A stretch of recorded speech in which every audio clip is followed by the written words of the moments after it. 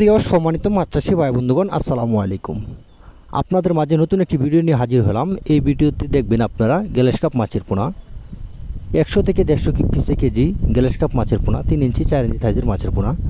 আপনারা চাইলে এখনই স্ক্রিনে দেওয়া নাম্বারে যোগাযোগ করে মাছের পোনা সংগ্রহ করতে পারেন। এই মাছগুলো আপনারা পুকুরে চাষ করতে পারবেন, কারণ এই মাছের একটা কারো খাবার লাগবে না।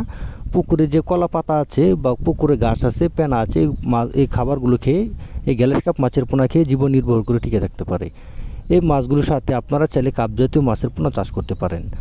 আপনারা যে স্ক্রিনে এখন ভিডিও দেখতে পাচ্ছেন, এগুলো হলো 100 থেকে 150 পিস 1 কেজি অর্থাৎ 3 ইঞ্চি 4 ইঞ্চি সাইজের গ্লাস কাপ মাছের পোনা। এই মাছগুলো আপনারা কাপ জাতীয় মাছের সাথে মিক্সভাবে চাষ করতে পারবেন।